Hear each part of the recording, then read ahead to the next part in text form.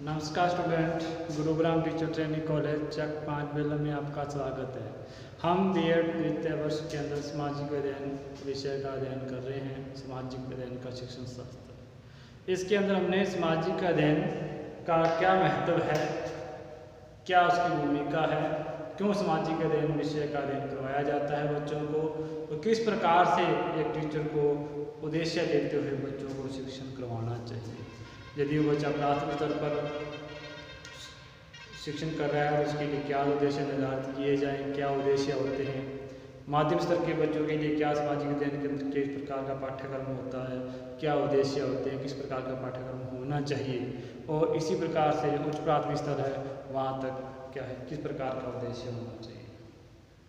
क्योंकि जो पाठ्यक्रम का उद्देश्य है वो बालक की रुचि, योग्यता और आयु के हिसाब से, एज के हिसाब से होता है।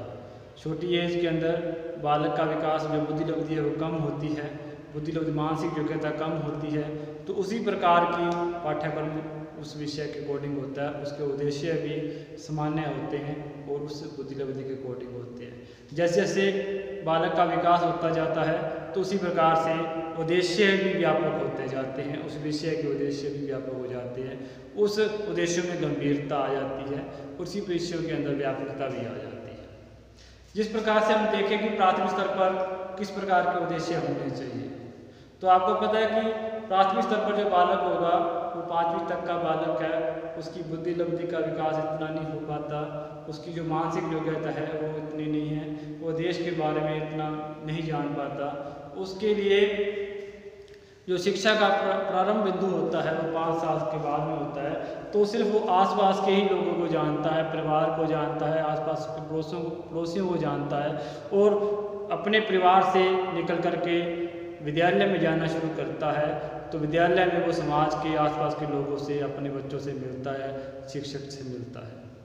तो एक प्राथमिक स्तर पर जो उद्देश्य हैं वो सामान्य होते हैं, जिस प्रकार से आसपास के वातावरण को जानना, या इस प्रकार से जो सामान्य सा परिचय दिया जाता है अपने देश का, अपने समाज का, अपने जो संस्थाओं का सामान्य सा परिचय है वो प्राथमिक स्तर पर बच्चों को दिया जाता है। यानी कि एक प्रकार से परिचित ही करवाया जाता है कि हमारे इस प्रकार की संस्थाएं कार्य करती हैं, इस प्रकार से हमारा शासन किया जाता है। तो एक सामान्य सा परिचय है, किसी भी चीज़ को ले लो, चाहे वो भौगोलिक स्थिति में ले लें, चाहे वो आप शासन तंत्र पे ले लें, तो एक प्रकार से प्राथमिक स्तर पर सभी विभागों का या सभी संस्थाओं का, सभी प्रकरणों का एक सामान्य सा परिचय क्या है बच्चों को दिया जाता है प्राथमिक स्तर पर। क्योंकि प्राथमिक स्तर पर एक सिर्फ नाम बताना, कि नाम बताते हुए कि ये प्रकार की संस्था है और इस प्रकार कार्य कर रही है, लेकिन जिस प्रकार से उसकी एज बढ़ती जाती है, बुद्धि लब्धता बढ़ती जाती है, समझ बढ़ती जाती है, तो उसके पाठ्यक्रम का भी विस्तार होता जाता है, उसके उद्देश्यों में भी व्यापकता आती जाती है, और फिर उसके आगे जो क्रिया विधि है, उसके उद्देश्य है, उसके किस प्रकार की कार्य प्रणाली है, इसका भी हमें विस्तार रूप से बच्चों को अध्ययन करवाते हैं। तो उस प्रकार से उद्देश्य में व्यापकता आती जाती है। तो सबसे पहले हम प्राथमिक स्तर के उद्देश्यों का निर्धारण करेंगे कि सामाजिक अध्ययन में जो प्राथमिक स्तर पर किस प्रकार के उद्देश्य होने चाहिए। तो हमारा आज का जो टॉपिक है प्राथमिक स्तर पर सामाजिक अध्ययन शिक्षण के या सामाजिक अध्ययन विषय के उद्देश्य। तो जैसे कि हमको पता है कि प्राथमिक स्तर पर जो बालक हैं वो लगभग 6 से लेकर के 10 की एज के अकॉर्डिंग होते हैं, या 6 से लेकर 10 की आयु तक के होते हैं, क्योंकि प्राथमिक स्तर पर 5वीं लेवल का है। तो प्रारंभ यदि हम सामाजिक अध्ययन में देखें तो सामाजिक अध्ययन के अंदर एक पर्यावरण अध्ययन विषय लगता है, पर्यावरण अध्ययन है। तो पर्यावरण के अंदर हम आसपास के वातावरण को जानने का प्रयास करते हैं, आसपास की भूगोलिक स्थिति को जानने का, उससे परिचय करवाते हैं, सामान्य परिचय करवाते हैं। इस बात का ध्यान रखें कि किसी भी बात को हम ज़्यादा व्यापकता से परिचय नहीं करवाते, सिर्फ सामान्य सा परिचय करवा करके बच्चों को उस संस्था के उस विषय से अवगत कराते हैं कि इस प्रकार की संस्था है और इस प्रकार के कार्य के लिए बनाई गई है। इस प्रकार की भूगोलिक स्थिति के अंदर भी हम आसपास के भूगोलिक स्थिति के बारे में परिचित करवाते हैं। तो एक सामान्य सा परिचय है वो सामाजिक अध्ययन के अंदर दिया जाता है बच्चों को प्राथमिक स्तर पर। इसको हम यदि बिंदुवार करना चाहें, यदि हम उद्देश्यों को बिंदुवार करें तो सबसे पहले ये लिखेंगे कि छोटे बच्चे हैं तो आसपास के मित्रों के से कैसा व्यवहार करना है, समाज के साथ कैसा व्यवहार करना है, इस प्रकार के परिचय दिया जाता है। तो इस प्रकार के कॉन्सेप्ट या इस प्रकार का प्रकरण उसके अंदर शामिल किए जाते हैं पाठ्यक्रम में, जो मित्रों से संबंधित होते हैं या समाज से संबंधित होते हैं, उसके व्यवहार से अवगत कराया जाता है, चाहे वो कहानी विधि से करवाया जाए, चाहे वो थोड़ा सा नाटकीय विधि से हो।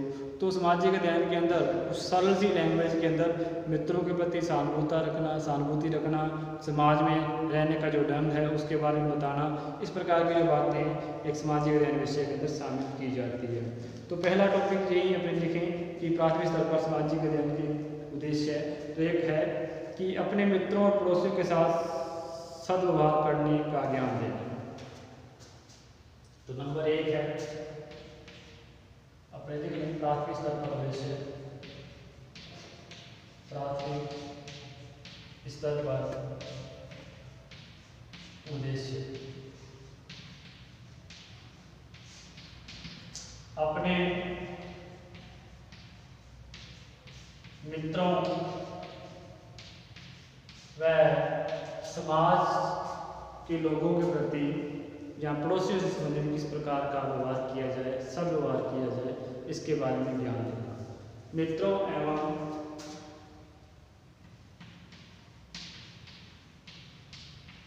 पड़ोसियों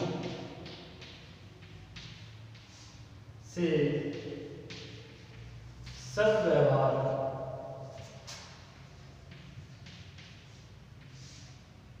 का करने का ज्ञान देना।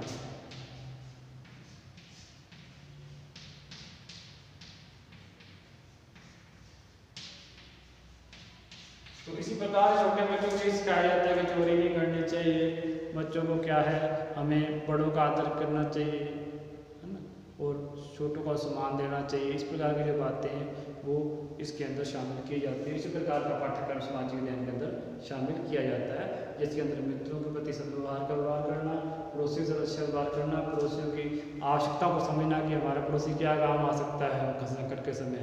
इस प्रकार की जो भावनाएं हैं वो इन बच्चों के अंदर भरी जाती हैं ताकि उनको लगे कि हमारा बड़े पड़ोसी है, हमारे लिए लाभदायक है, हमें इसके साथ अच्छे संबंध रखने चाहिए। इस प्रकार से पड़ोसियों का महत्व बताते हुए, मित्रों का महत्व बताते हुए उनसे सद्व्यवहार करने का ज्ञान है उन बच्चों को दिया जाता है। नंबर 2 है समाज के प्रति अपनत्व की भावना का परिचय करवाना या ज्ञान देना या विकास करना। दूसरा है समाज के प्रति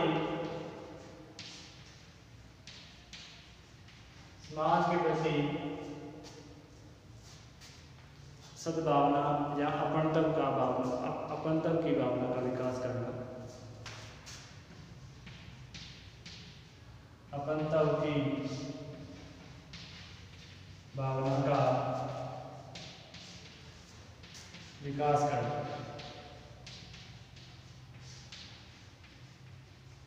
सामाजिक ज्ञान के अंदर इस प्रकार के पाठ्यक्रम शामिल किया जाता है जिसके अंदर समाज के प्रति अपनापन लागू हो, अपने समाज के प्रति बताया जाता है समाज में क्या महत्व है उसका, और समाज के लिए किस प्रकार से वो उत्तरदायी है और समाज उसके लिए किस प्रकार से उत्तरदायी है।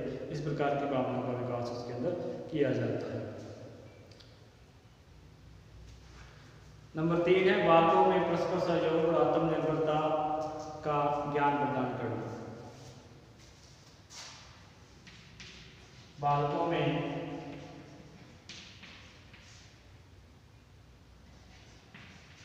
आपसी सहयोग,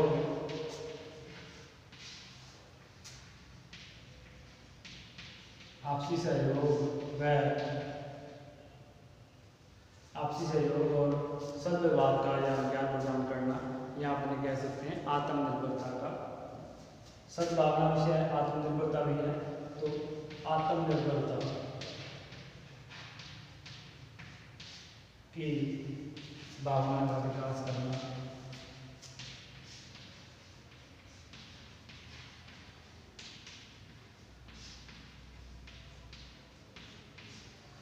तो बालक आपस में अपना सहयोग करें, एक दूसरे पर आत्मनिर्भर बने, इस प्रकार की भावना का विकास है इस पाठ्यक्रम के अंदर किया जाता है, सामाजिक अध्ययन के अंदर किया जाता है।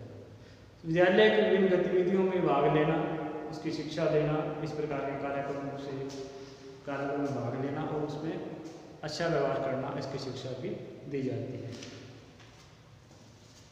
नंबर 4 है विद्यालय की गतिविधियों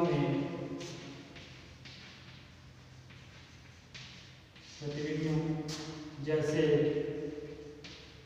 प्रार्थना, खेलकूद,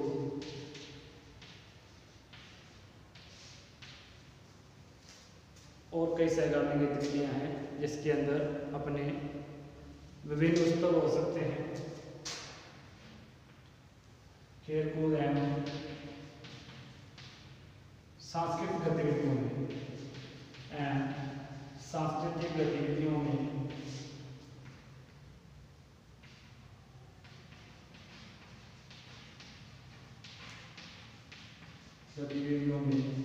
सद्व्यवहार करना।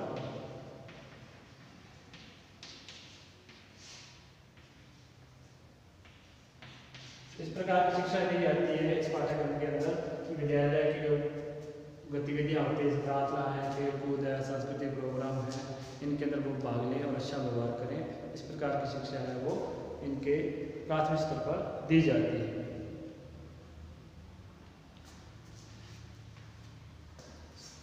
नेक्स्ट पॉइंट है समृद्ध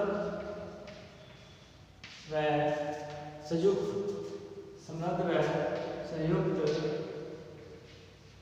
संस्कृति की भावना का विकास करना।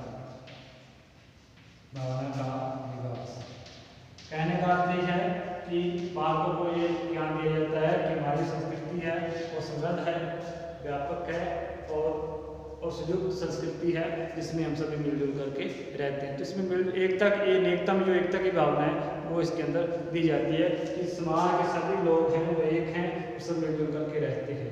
इस प्रकार से संयुक्त संस्कृति की भावना है उसके अंदर दी जाती है जो कि अलगाववाद को से बचाती है और बच्चों को आपस में साथ रह करके जीवन यापन करने के लिए प्रेरित करती है। विद्यालय में साथ रह करके खेलकूद खेलने की और वहाँ पर अपने भोजन में या खेलने के अंदर या कक्षा के अंदर एक साथ रह करके शिक्षा पूरी करने के लिए प्रेरित करती है।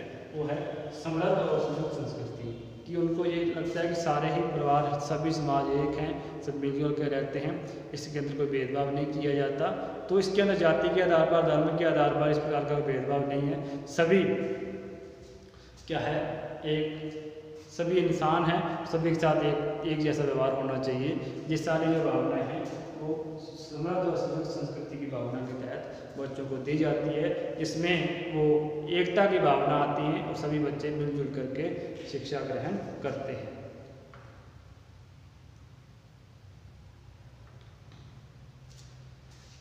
नेक्स्ट पॉइंट है श्रम के प्रति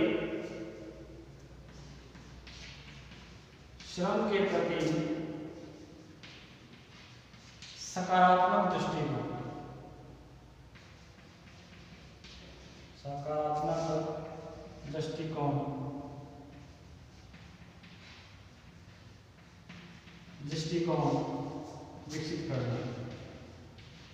विकसित करना। तो श्रम के प्रति, मेहनत के प्रति सकारात्मक दृष्टिकोण विकसित किया जाता है कि मेहनत से का कोई भी तोड़ नहीं है। जितना बालक मेहनत करेगा, जो जितनी मेहनत करेगा उसको उतना अच्छा फल मिलेगा। तो एक मेहनत के प्रति, श्रम के प्रति एक सकारात्मक दृष्टिकोण विकसित किया जाता है, जिससे कि बालक श्रम करने या मेहनत करने के लिए प्रेरित होते हैं और अपने कार्य में, अपनी शिक्षा में, अपने घर के कार्यों में मेहनत करना सीखते हैं। नेक्स्ट है भौतिक संसाधनों का ज्ञान प्रदान करना। भौतिक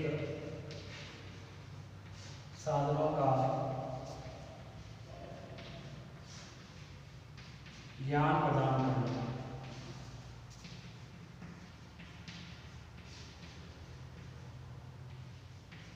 तो प्राइमरी लेवल पर जो अपने आसपास के जो भौतिक संसाधन होते हैं उनका क्या प्रयोग है, किस प्रकार से वो कार्य करते हैं, इसकी जो सामान्य परिचय है इसके अंदर दिया जाता है ताकि वो अपने आसपास के जो भौतिक संसाधन हैं उनसे परिचित हो सकें, तो उनको जान सकें, उनके कार्यप्रणाली को जान सकें।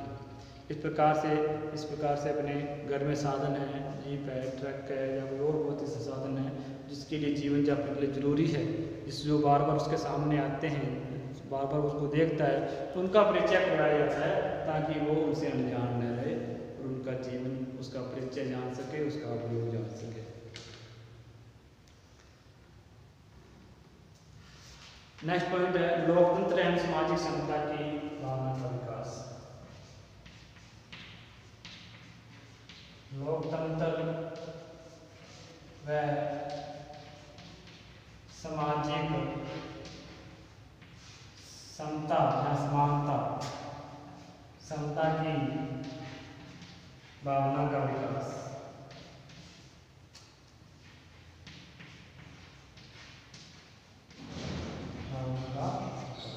तो इसके अंदर बच्चों को लोकतंत्र के बारे में बताया जाता है कि लोकतंत्र है, लोकतंत्र में सभी लोग समान रूप से क्या है रहते हैं और लोगों का जो शासन है, लोग ही क्या है इसके अंदर शासन करते हैं और लोगों के लिए शासन करते हैं, अपने हित के लिए शासन करते हैं।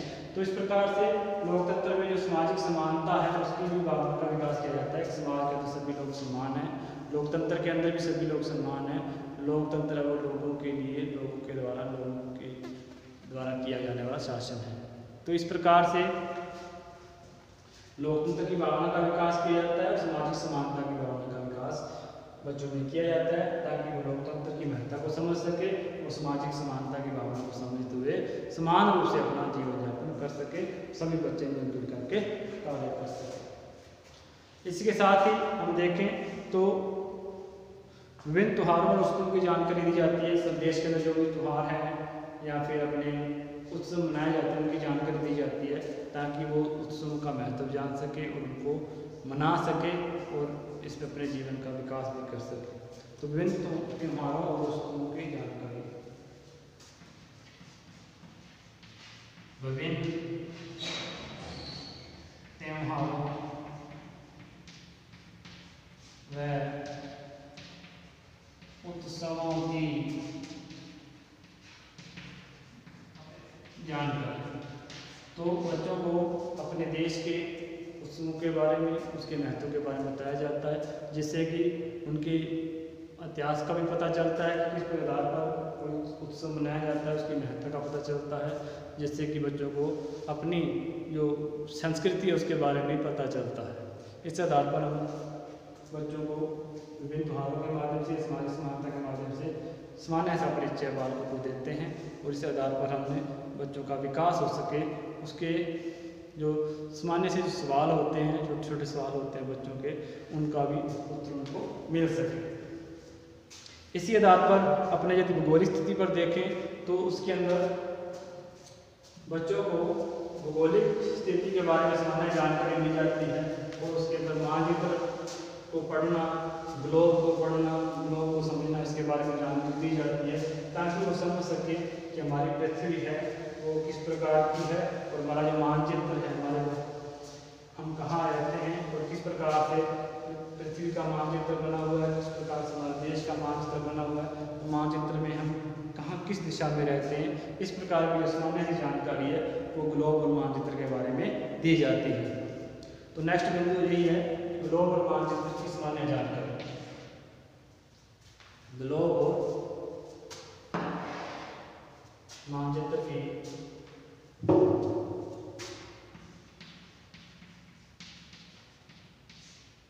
ग्लोब और मानचित्र की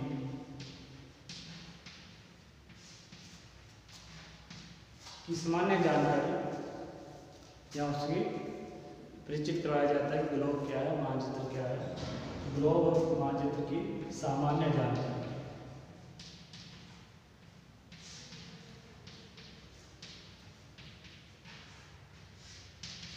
इस प्रकार से बताया जाता है कि मानचित्र में किस प्रकार से रेखा खींची जाती है, किस प्रकार से किसी देश को इंगित किया जाता है, किस प्रकार से अंतर्राष्ट्रीय रेखा है, किस प्रकार से राज्य स्तरीय रेखा है, किस प्रकार से क्या है इसके अंदर जो जिले हैं वो डिवाइड किए जाते हैं। तो किस प्रकार से मापन किया जाता है किसी भी दूरी को, एक वास्तु दूरी को किस प्रकार से हम मापन करते हैं, मैं उस मैप के अंदर इस प्रकार का जो सामान्य परिचय है वो इसके अंदर दिया जाता है। विश्व की प्रमुख संस्थाओं का परिचय, विश्व की प्रमुख संस्थाओं का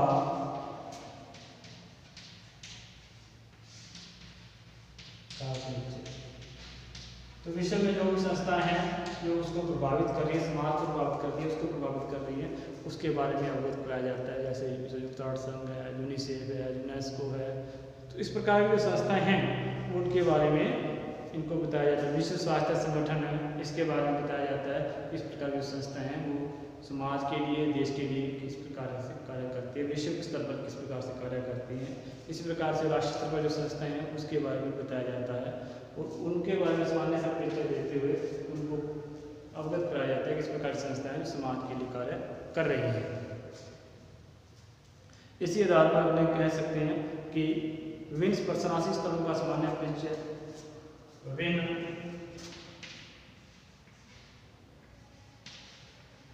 प्रशासनिक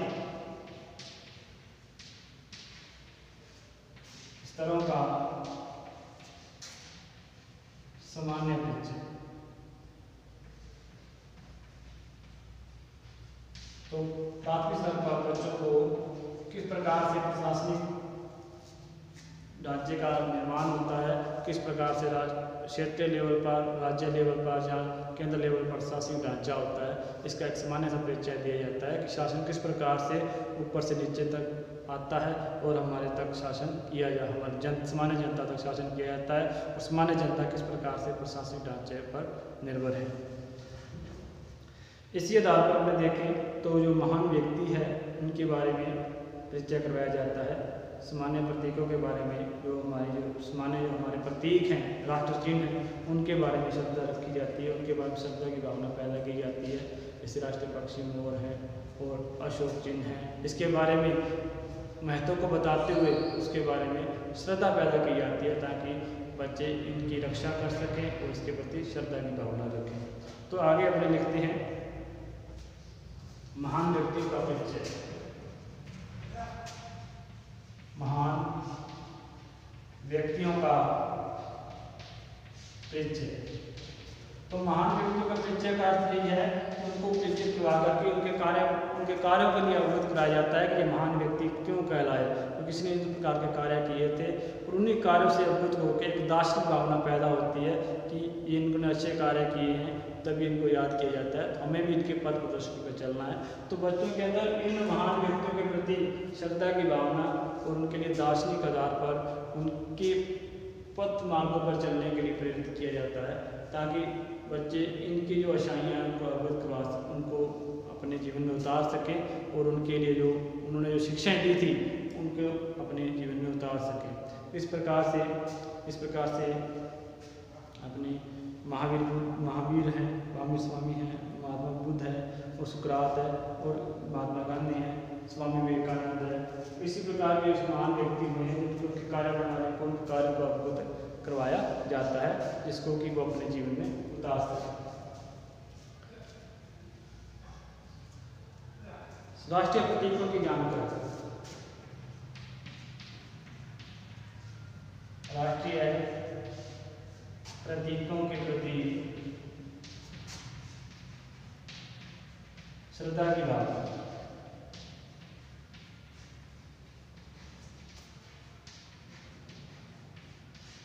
और लास्ट में अपने देखें तो इसके अंदर अपने कह सकते हैं सामाजिक और आर्थिक समस्याओं की सामान्य जानकारी। सामाजिक और आर्थिक समस्याओं की सामान्य जानकारी कि समाज के अंदर कौन कौन सी समस्याएं हैं और किस प्रकार से उनको दूर किया जाए। इसकी जो इस प्रकार से बाल विवाह पर अवगत करवा लेना, इस प्रकार से दहेज प्रथा है या फिर अपने सती प्रथा थी, इस आधार पर उन सामाजिक समस्याओं के बारे में अवगत करवाया जाता है ताकि बच्चा शुरू से ही जब अपने शिक्षा ग्रहण करने लगता है तो इन कुरीतियों के बारे में जान सके और समस्या के बारे में जान करे, उनका निराकरण के लिए प्रेरित भी हो। तो सामाजिक व